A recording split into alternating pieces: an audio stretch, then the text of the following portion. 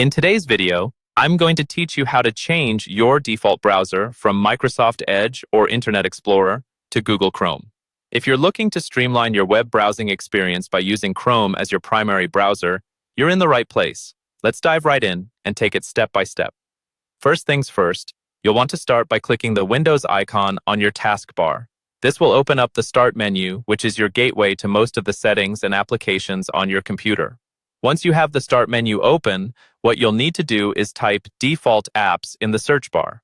As you begin typing, you should notice that Windows starts suggesting possible matches.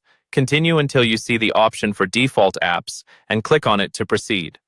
Now that you're in the Default Apps settings, you might feel a bit overwhelmed by the list of various default applications for things like email, music player, and so forth. But don't worry. All you need to do is scroll down until you find the section labeled Web Browser. Under this section, you'll see an icon representing your current default browser, which might be Microsoft Edge or Internet Explorer, depending on which version of Windows you're using or what settings you have in place. Next, click on the current web browser icon.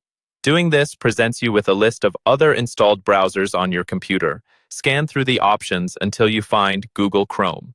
It's recognizable by its red, yellow, and green circular icon. Click on this Chrome icon to set it as your new default browser. At this point, you should see a pop-up button labeled Set Default. This option is designed to quickly and conveniently make your selection the default. Go ahead and click Set Default. Once you do this, Google Chrome will become your default browser, meaning any links you click on or web pages you choose to open will automatically launch in Chrome instead of Edge or Internet Explorer. And just like that, you've successfully set Google Chrome as your default web browser. A little tip: you can always revisit these settings if you decide you want to switch to a different browser in the future. Navigating through the default apps menu will allow you to change your choices easily anytime. Thank you for watching today's tutorial.